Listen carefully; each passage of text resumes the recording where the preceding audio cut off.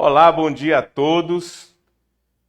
Me chamo Gerardo Fonseca, estou presidente do Conselho de Arquitetura e Urbanismo do Piauí. Estamos dando início hoje, dia 11 de setembro, ao evento. Hoje é 10 de setembro. Nós iremos dar início, dia 11, à entrevista com os candidatos.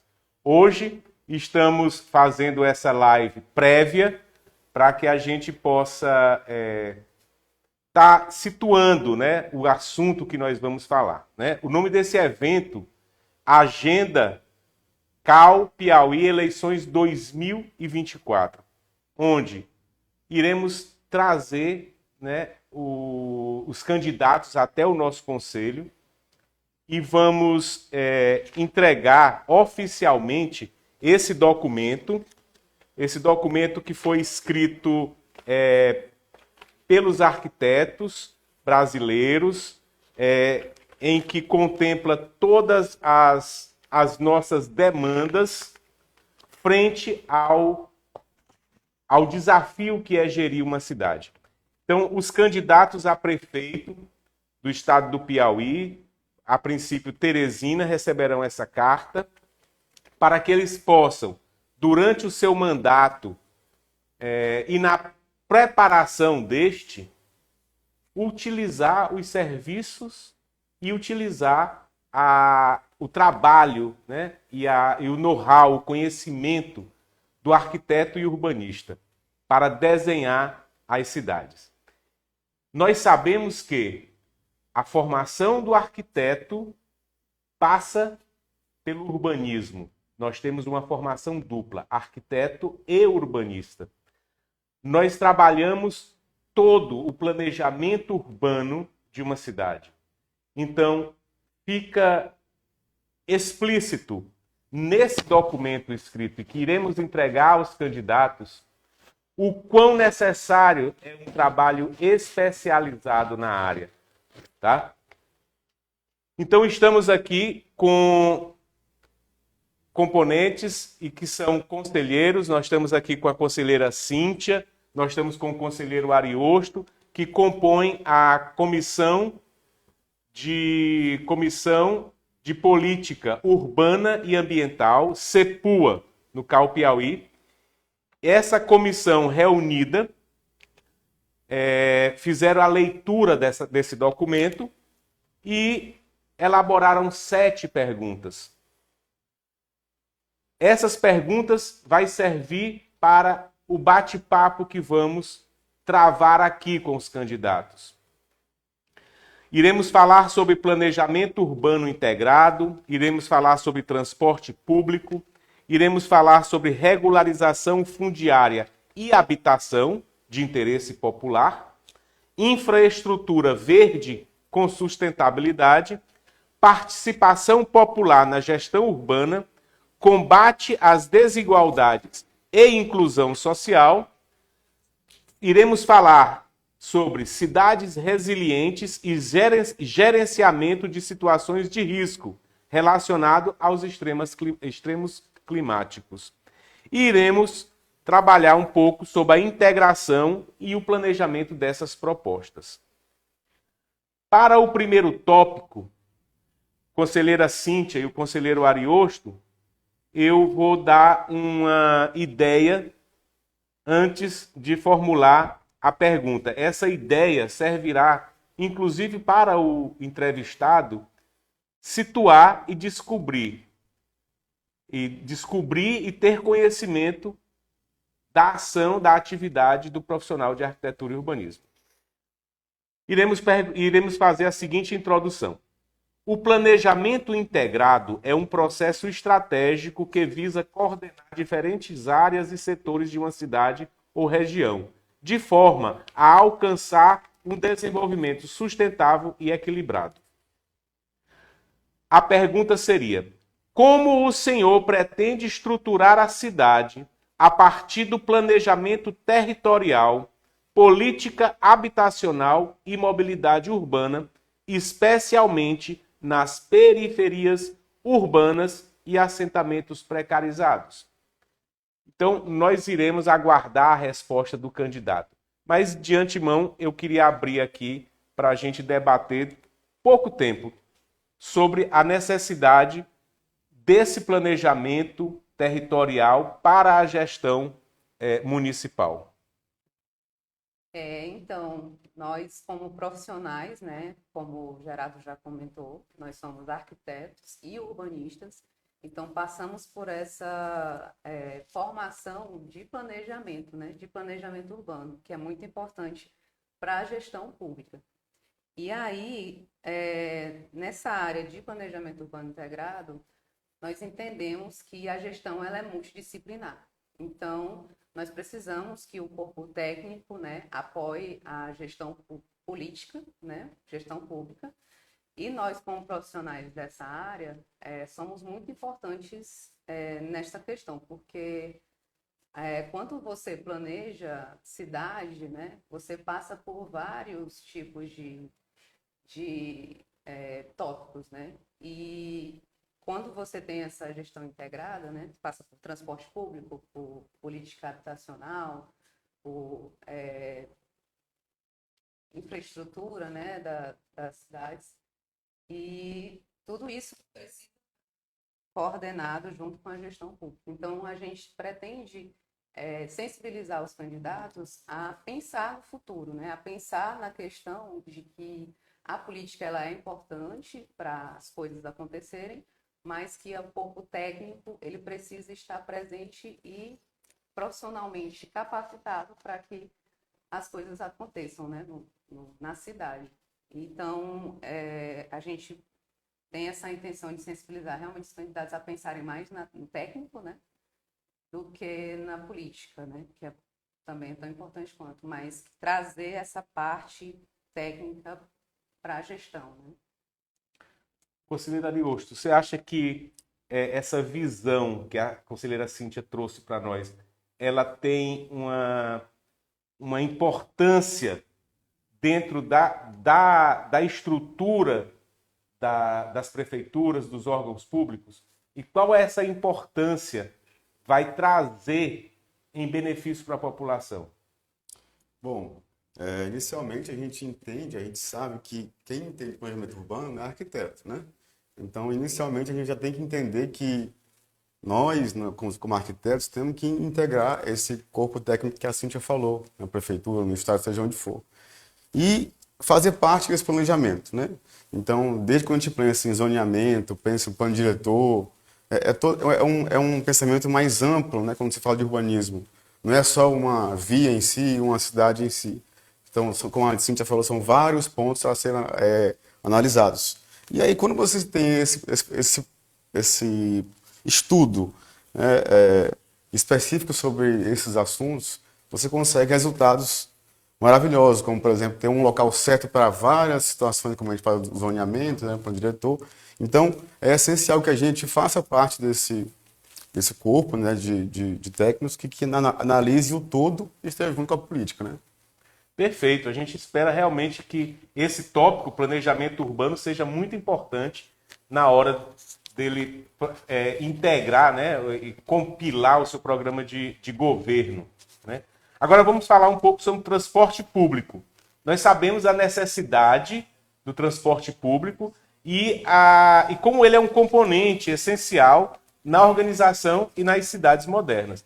Isso é um fato, né? Transporte público também está no escopo de atividade do arquiteto urbanista. Planejar isso, fazer como esse transporte vai carregar uma massa de trabalhadores e de população, né, dentro de todo o organismo da cidade, o organismo vivo que é uma cidade.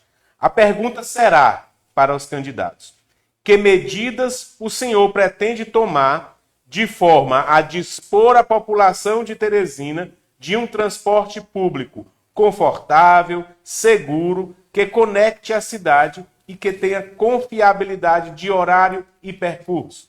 É uma pergunta desafiadora, porque é um tópico desafiador para a nossa cidade de Teresina. Vocês, conselheiros, como vocês enxergam essa pergunta, o teor dessa pergunta para o candidato? Quais são as possibilidades que nossa categoria, enquanto arquiteto, poderemos estar, como se diz, contribuindo com isso. É como eu falei no início, né? Transporte público não é isolado, né? Está tudo integrado com relação com as vias, com as zonas. Então, quando a gente fala de urbanismo, quando a gente fala de criar soluções para isso, inclusive para o transporte, é do todo. Não adianta eu solucionar uma via de um ônibus, alguma coisa do tipo, para uma região tal, se não tem integração com o resto, né? Então, não é uma situação fácil. Já tiveram vários governadores que conseguiram algumas soluções, né? Que passaram a questão da via exclusiva dos ônibus, que conseguiu melhorar bastante a qualidade de vida das pessoas, né? E o que falta, eu acho, é uma gestão de fato eficaz que consiga controlar esse acesso das pessoas com melhores condições de transporte, né? Conselheira Cíntia. Eu acredito que, além do transporte de ônibus, né, dessa integração do transporte público de ônibus, o candidato, eu acho que tem que pensar também nos outros tipos de transportes, né, além dos modais. Bicicleta, né, pista de ciclismo, a questão mesmo de andar na cidade, né, porque tudo isso está integrado ao transporte público, né. Então, acho que além do transporte de ônibus, que é um grande problema que a gente tem na cidade, né, o candidato tem que pensar também nos outros tipos de transportes que a gente possa utilizar. Quando eu falo, só um minutinho, quando eu falo de transporte público, né, a gente pensa em relação à pessoa com deficiência, né? Por exemplo, ela vai pegar ônibus, ela consegue pegar ônibus hoje, vocês têm um transporte eficiente hoje na cidade, né? Mas vamos pensar se não existisse esse transporte hoje. Ela consegue se deslocar de uma calçada para outra? Uma coisa bem simples, não consegue. Então, a gente tem que pensar no todo, não é só no ônibus. A gente enxerga que o desdobramento do transporte público passa, além da acessibilidade, Sim. passa por outros modais e chega até os rios. Exato. Nós temos Então, veja como a gente, enquanto planejadores, né, planejadores urbanos, a gente amplia o escopo, né? Então, o que a gente quer é isso. A gente quer mostrar para o candidato que o escopo é muito maior do que simplesmente ônibus e metrô. Né? A terceira pergunta que iremos falar tratará sobre regularização fundiária e habitação. Né? A gente sabe que a habitação popular ela começa com a regularização fundiária. Então, se a gente não tiver outras profissões envolvidas, né? Se a gente não tiver o advogado, se a gente não tiver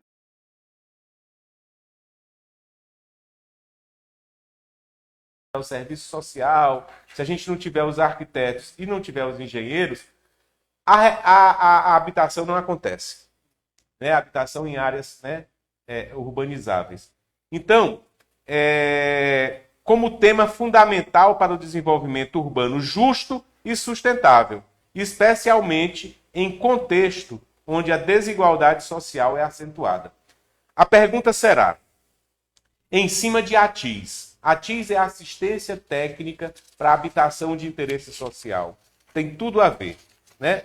A pergunta será, de que forma o senhor pretende implementar políticas públicas de regularização fundiária, requalificação de áreas urbanas informais e assistência técnica gratuita para a habitação de interesse social? Essa é a pergunta que iremos formular ao candidato em cima de todo esse preâmbulo. Nós, enquanto conselheiros, nós, enquanto arquitetos, nós estamos bastante familiarizados com a lei da ATIS. Eu queria que vocês discorressem um pouco sobre a necessidade que nós temos nas nossas cidades desse assunto ser levado mais em consideração. Eu acredito que esse é um dos assuntos mais sensíveis das políticas urbanas, porque a questão da habitação no Brasil é uma questão muito sensível na questão do déficit, né, habitacional. Nós temos, inclusive, muitas casas construídas, a gente passa por essa questão da imobiliária, né?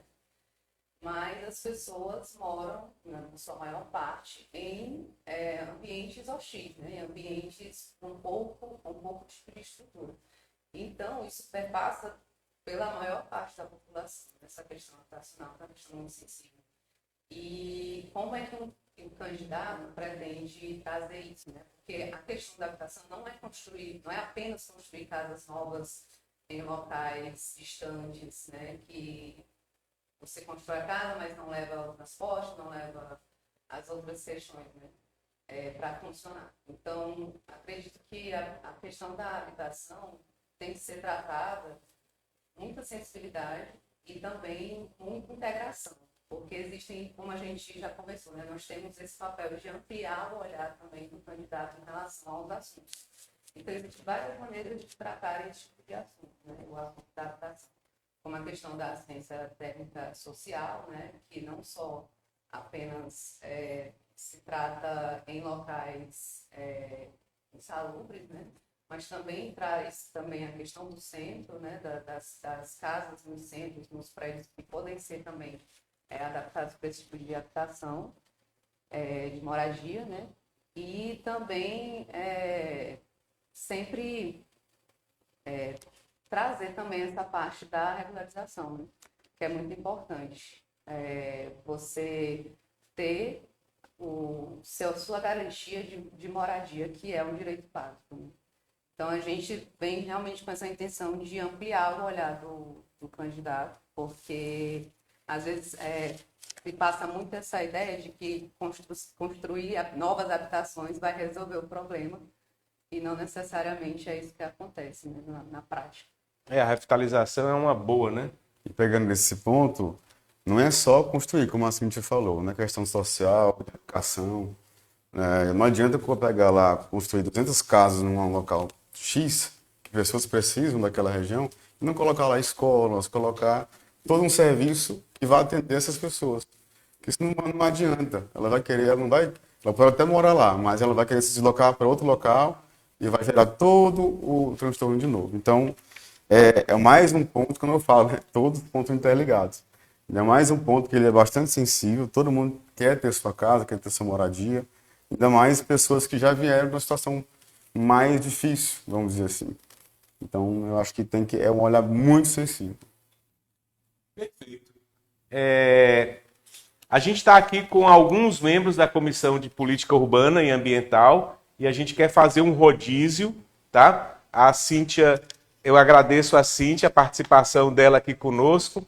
Eu vou convidar o conselheiro Paulo Eleutério para compor aqui com a gente. Paulo Eleutério é nosso conselheiro federal e ele vai passar esse momentozinho conosco. Pode entrar, Paulo. Vamos começar aqui. Enquanto isso, o Paulo vai estar escutando a nossa discussão entre eu e o Ariosto. Ele já entra para emitir a opinião dele. Então, nós vamos falar aqui sobre infraestrutura verde e sustentabilidade, né? A infraestrutura verde é um conceito que integra a natureza ao planejamento urbano. É aquilo que se costumou falar hoje de biofilia, né? Que é utilizar os elementos naturais para melhorar a qualidade de vida nas cidades e promover a sustentabilidade, né? Essa abordagem, né, ela inclui a criação de parques, jardins, telhados verdes, corredores ecológicos, sistemas de drenagem natural, que não só embelezam, né, mas também oferecem serviços ecológicos, como a redução das ilhas de calor, né, a melhoria da qualidade do ar, né, a gestão sustentável de águas. Então, nesse sentido de sustentabilidade, a pergunta será a seguinte: candidato, quais são as suas propostas para valorizar a dimensão ambiental do planejamento urbano, fomentando a implementação de infraestrutura verde urbana e espaços públicos inclusivos e saudáveis? Então, a gente vai tentar trazer para o candidato essa questão e tentar explorar dele, né? Que na gestão dele, que no planejamento dele, aonde e como está inserido essa infraestrutura verde. Então eu vou franquear aqui a palavra, dando boas-vindas ao conselheiro Paulo, conselheiro federal do CAU Piauí, que vai compor agora nesse momento esse bate-papo. Obrigado, Gerardo. Eu queria entrar no assunto que foi tocado agora, inclusive levantando a questão que a gente acabou de discutir, que eu estava ouvindo agora, sobre essa solução que a gente tem, que é a lei do ATIS, né? Que até o conselheiro Arius colocou aí, que é comum, é normal ao gestor público fazer essas implantações de conjuntos habitacionais em locais insalubres, em locais, às vezes nem insalubres, mas distantes do centro da cidade. E a gente tem que começar a cobrar desses gestores, né, essa transformação no pensamento, desse paradigma, né, de tentar trazer, de mostrar para ele como fica muito mais barato para a gestão você ter esses locais de grande concentração de conjuntos habitacionais mais próximos aos serviços que já estão estabelecidos. Toda vez que se faz um conjunto desse habitacional em um local distante, fica a cargo de todo mundo rateado a população, transporte público, energia elétrica, água, esgoto, saneamento básico, todo que vai para esses locais.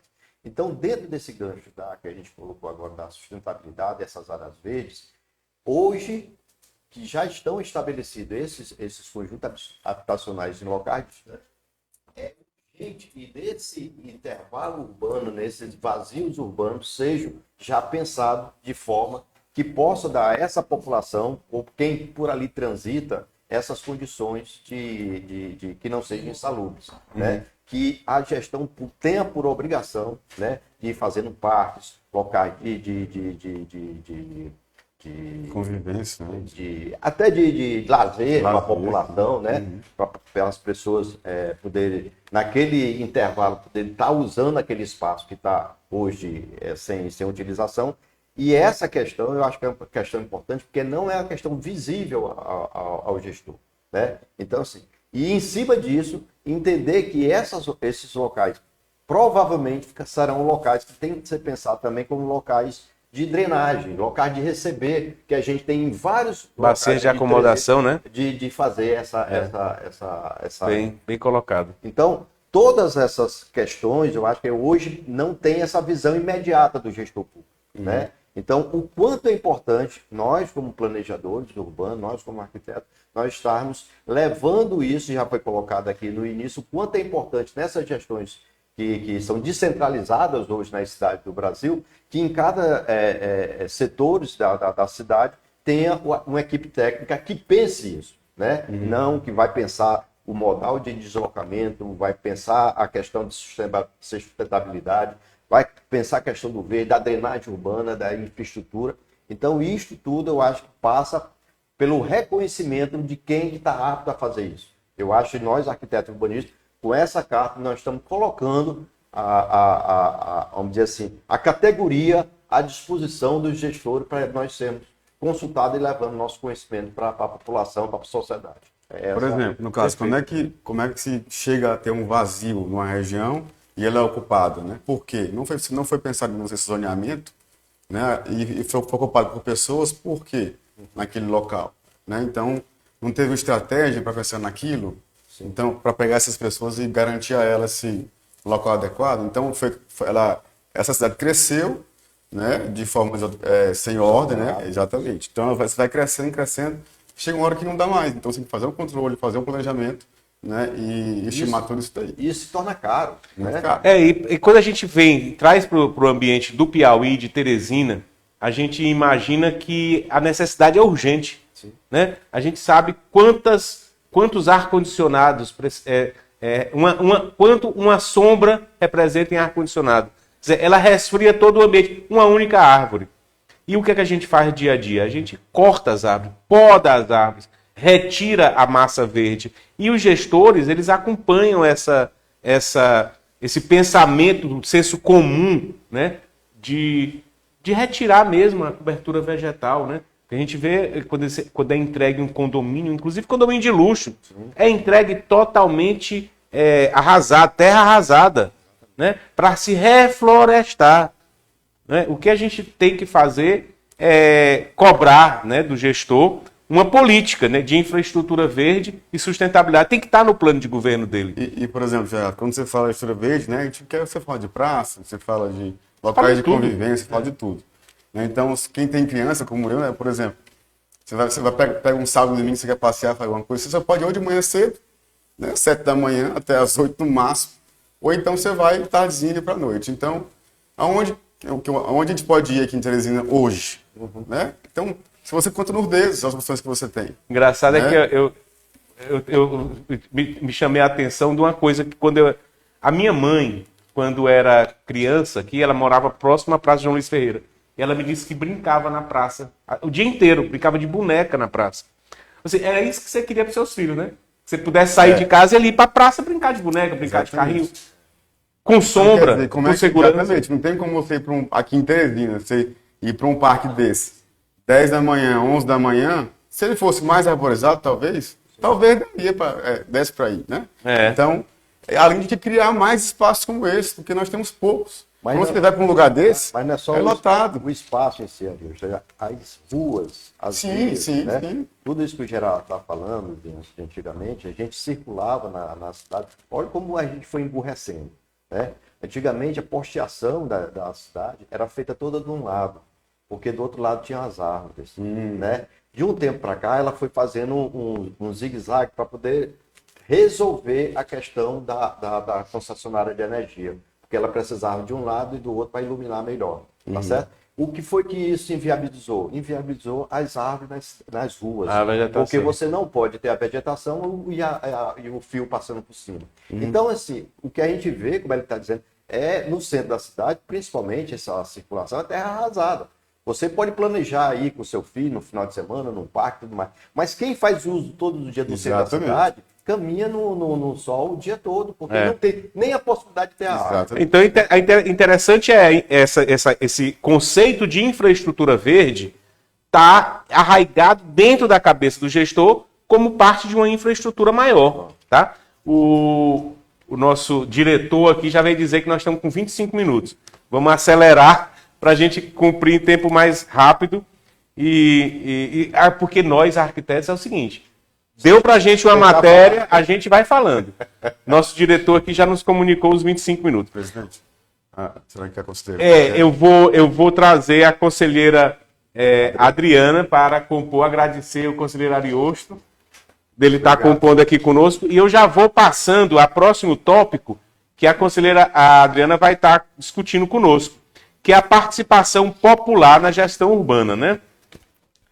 A introdução que nós vamos entregar para os candidatos, antes de formular a nossa pergunta, a gente explica, faz uma explicação, né, sobre a participação popular, que ela é necessária na gestão urbana, né? É um princípio essencial na construção das cidades, para que elas sejam mais democráticas, mais inclusivas e mais sustentáveis. Então, o conceito de participação popular na gestão urbana, ela envolve a inclusão ativa dos cidadãos nos processos de decisão sobre o planejamento e o desenvolvimento das comunidades. Nós sabemos que a última pessoa a ser escutada, ouvida, é o cidadão, é o morador, né? Tem um livro chamado Texaco, eu nunca esqueci.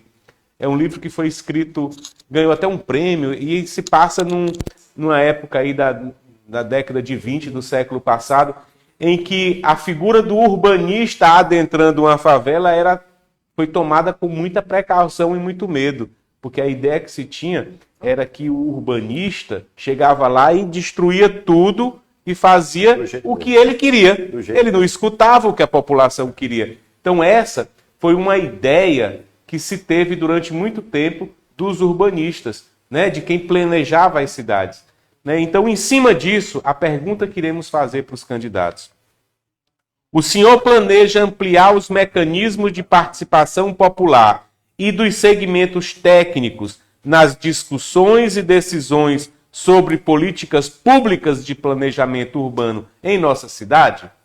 Então, é uma pergunta que vai fazer o gestor, né, ele ter uma consciência dessa necessidade. E aí eu queria que a gente batesse um pouco um papo sobre esse, trocasse uma ideia sobre a relevância dessa pergunta.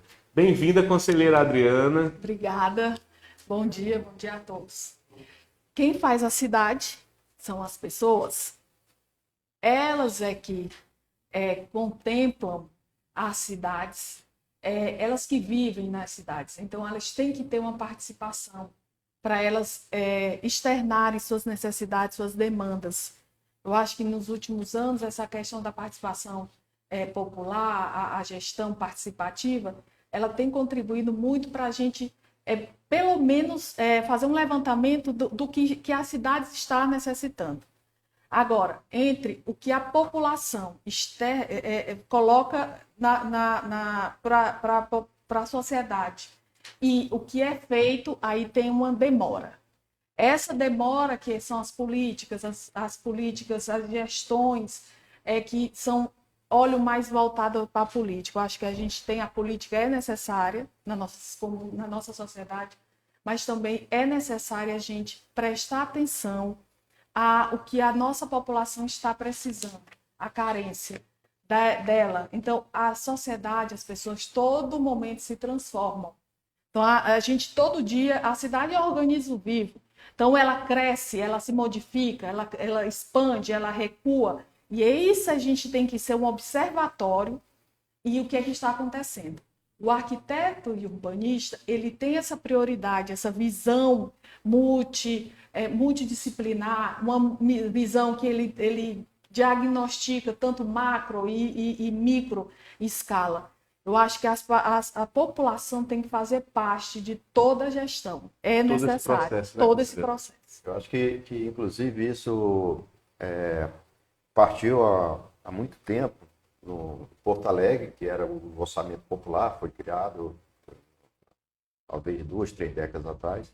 E a partir de então, várias prefeituras têm essa forma de consulta à população. Mas como a Adriana falou, nós temos uma visão tanto a macro como mini, né? De você fazer...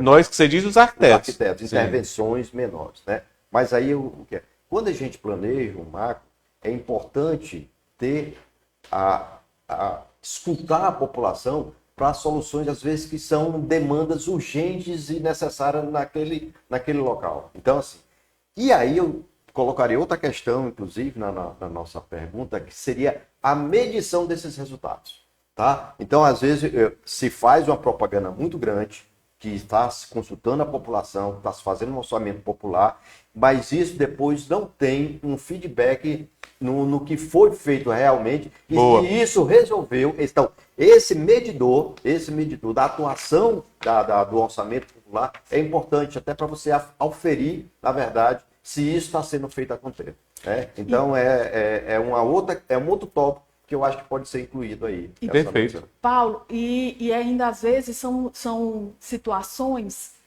simples de ser resolvidas.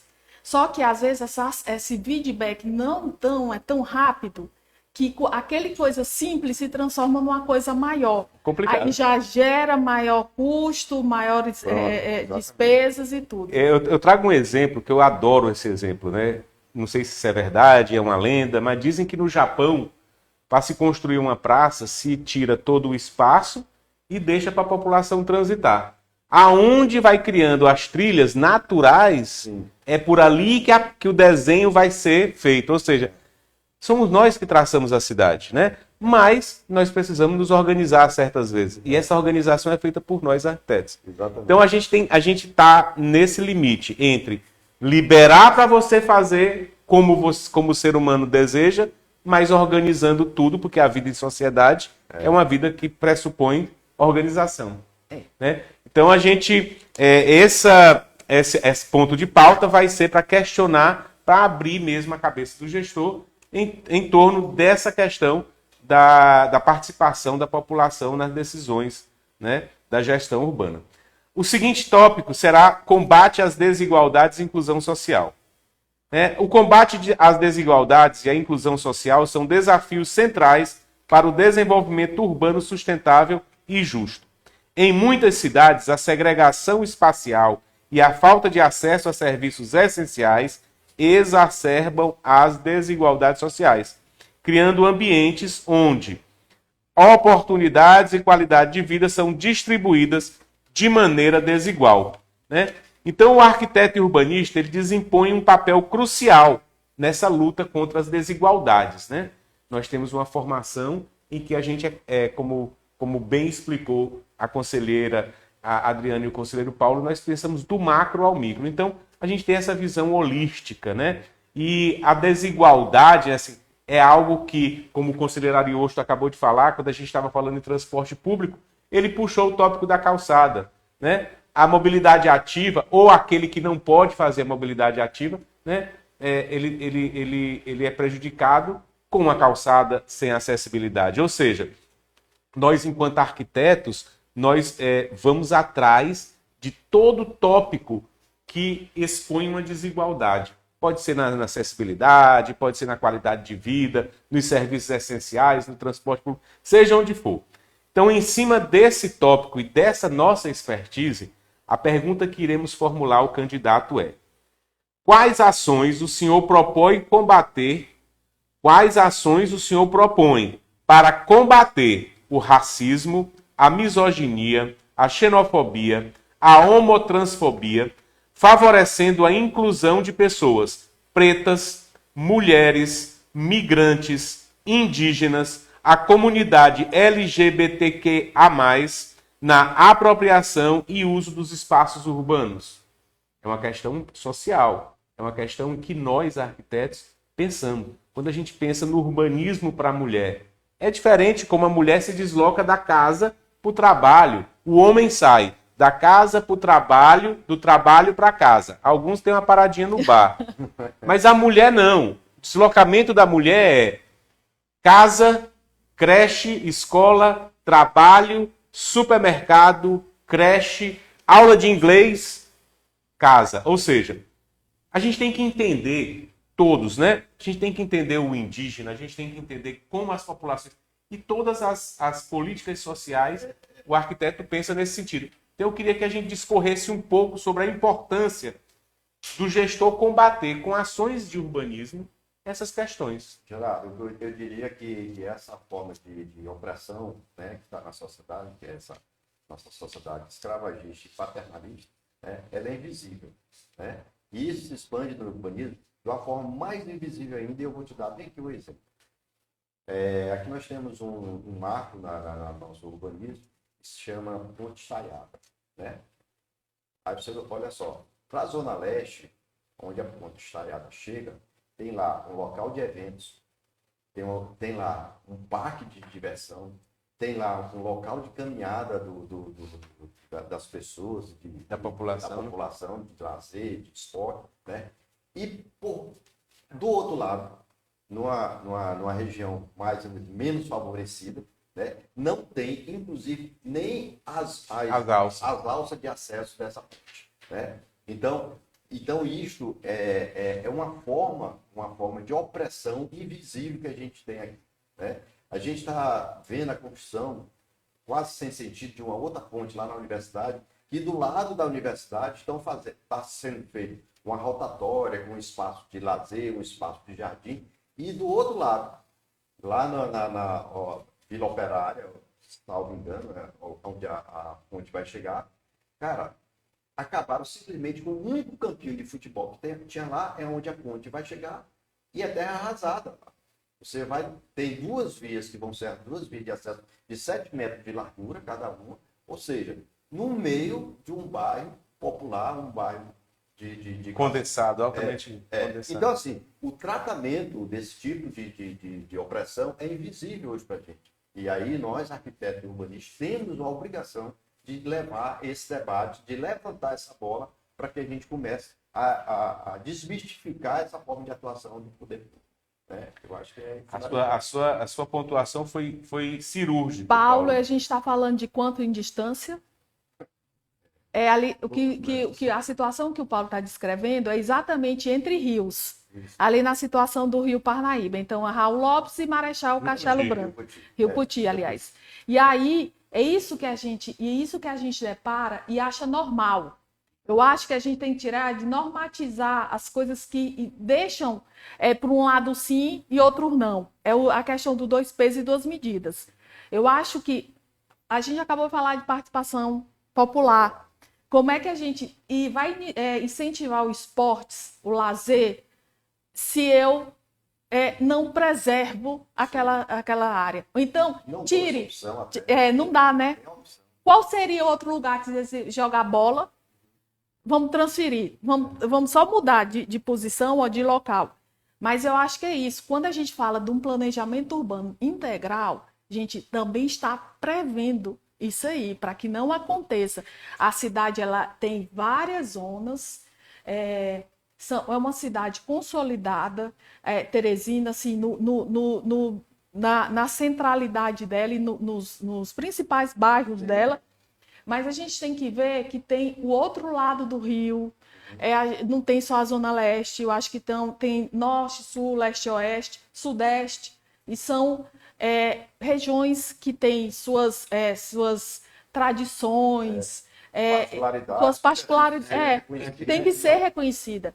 Então, quando a gente tem a Zona Norte, eu acho que quando a gente quer acabar com esse tipo de preconceito ou segregação racial, social, regional, a gente tem que, primeiro, trazer aquela essência que a gente perde ou a gente emburrece, como passar, como você bem disse. Eu vou até levantar aqui uma bola. Eu estou já conversando com algumas pessoas e as pessoas realmente não... Para você ver como isso é invisível. Né? A cidade aqui para a Zona Sul acaba na ponte da Tabuleira. Isso.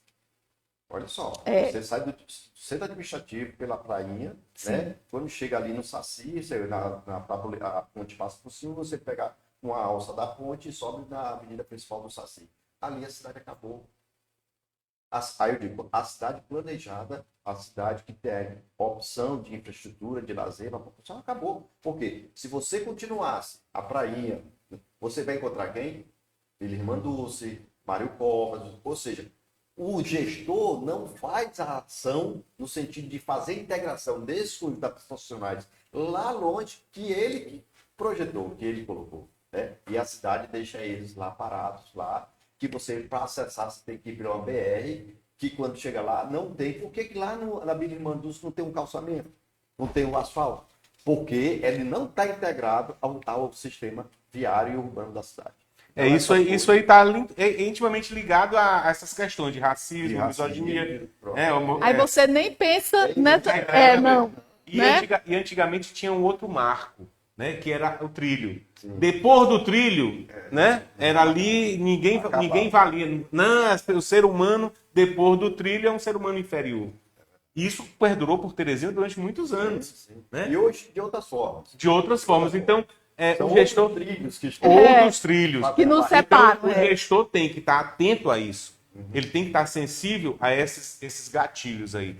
Agora, a última pergunta que iremos falar, o último tópico, né? Iremos falar sobre cidades resilientes e gerenciamento de situação de risco relacionada a extremos climáticos.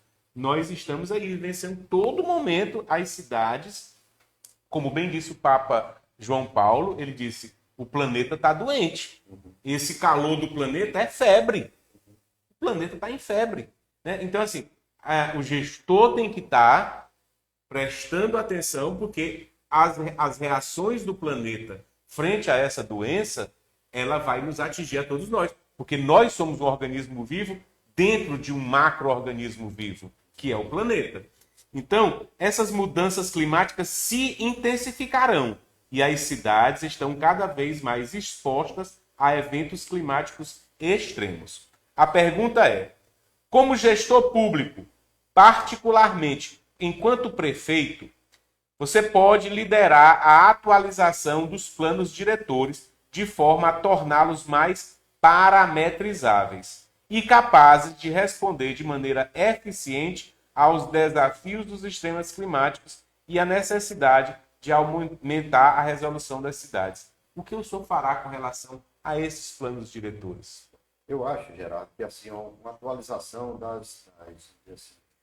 tecnologia e da forma de combater tudo isso. Né? A gente viu agora, inclusive, no Rio Grande do Sul, né? que era feito ainda, e foi o extremo maior que a gente sentiu ultimamente, que a contenção da água, da chuva, do nível limite dos rios e da lagoa, eram feitas através de diques, que são as soluções precárias que nós temos também aqui ainda hoje. Está resolvendo? A gente não sabe há quanto tempo isso vai resolver. Porque justamente com o desmatamento, você diminuindo a área de permeabilidade da cidade, da região, As você drenagens. vai deixando essas alturas de nível de cota de água para caducar. Né? Então, assim, o gestor já tem que estar consciente de novas tecnologias, de uma forma de você fazer essa prevenção de enchente. E aí nós acabamos de conversar sobre a questão do verde. Né? Se você não volta a arborizar a nossa cidade, que já foi há algum tempo atrás chamada de cidade verde, se você não volta a ter áreas permeáveis como parques, jardins e tudo mais, nós vamos assim. E não adianta você estar fazendo planejamento bonitinhos, com trem, com trilhos e tudo mais, se você, num determinado momento, toda a cidade, por exemplo, Porto Alegre, conhecer uma cidade magnífica, né? de soluções de transporte coletivo e de urbanismo. Né? Mas isso colapsa quando você não pensa no geral, você não pensa no clima, principalmente nesses extremos climáticos. É verdade, é verdade. E tem mais um ponto, quando a gente fala sobre isso, é que tudo isso, como você bem pontuou, é tecnologia. Então, o gestor ele tem que estar atento que o plano diretor precisa ser refeito. Os planos diretores são muito importantes para, inclusive, combater os extremos climáticos. A cidade, como eu acabei de falar, elas sofrem as transformações. E as pessoas se transformam e aquilo ali gera no dia a dia essas modificações. Creio que hoje a gente tem que levar em conta nossas tecnologias, de quê? Leitura dos satélites, de questão de queimadas, mapear a questão do nível dos rios, tem que ter um controle mais técnico, os assoreamentos, precipitações, o que está acontecendo. E aí, para evitar grandes catástrofes urbanas que a gente já digo está. minimizar, evitar tá difícil, não tem mais. É a conta, que um dia ela paga, ela chegou e era uma coisa cara. Mas a gente pode, por um outro lado, a gente ainda tem condição de reverter esse quadro. Ações simples. Gente, plantar, desmatar menos. A gente tem que diminuir as cidades. Porque quanto mais eu contraio ela, mais eu tenho controle sobre ela. Eu tenho condição de reorganizar os volumes verdes, as massas verdes em torno das cidades. Menos consumo de energia elétrica, menos consumo menos construção de hidroelétricas, dessas grandes obras que são impactantes para a natureza. Então, o ponto nosso calcanhar agora, o calcanhar de Aquiles da sociedade urbana, vai ser a questão da natureza, o meio ambiente. Tem que priorizar o ambiente que a gente vive. Bem, nessa live, eu acho que deu para vocês, né, o nosso querido espectador, né, ouvinte, espectador, o internatador, o curioso que assistiu esse nosso bate-papo, vocês já deram para tirar conclusões, né, de que nós, enquanto arquitetos urbanistas, nós temos sim capacidade de estar trabalhando, né, sendo aproveitado essa nossa expertise para estar dedicando a um trabalho em torno da gestão pública, né, de planejamento urbano, sustentável, com sustentabilidade. Então, o que a gente quer nesses próximos dias é sensibilizar o gestor.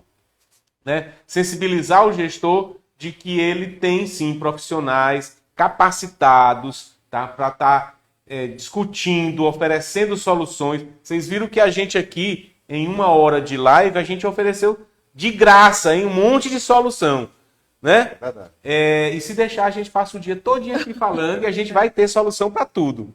Né? E não é muita coisa empírica não, tá, gente? É em cima de conhecimento, é em cima de trabalho, de estudo, muito estudo e de olhar atento. O arquiteto tem um olhar atento. O arquiteto urbanista não deixa passar absolutamente nada ao seu redor. A gente sempre tem, fazendo essa ligação cidade com a minha habitação, né?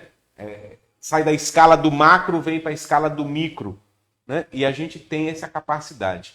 Bem, eu queria agradecer a participação da Comissão de Política Urbana e Ambiental, CEPUA. Não esteve conosco presente o conselheiro Carlos Kaiser, que é o coordenador da comissão, que organizou em parte essas perguntas, junto com todos os demais componentes da comissão. Quero agradecer o Paulo Eleutério, que é o nosso conselheiro federal, de ter destinado um tempo aqui para vir conversar com vocês. A partir de amanhã, acompanhe nas nossas redes sociais a Agenda CAL 2020, a Agenda CAL Eleições 2024, com um bate-papo aqui diário a partir das 9h30 com os candidatos à Prefeitura de Teresina. Muito obrigado e um bom dia a todos. Até mais. Obrigada.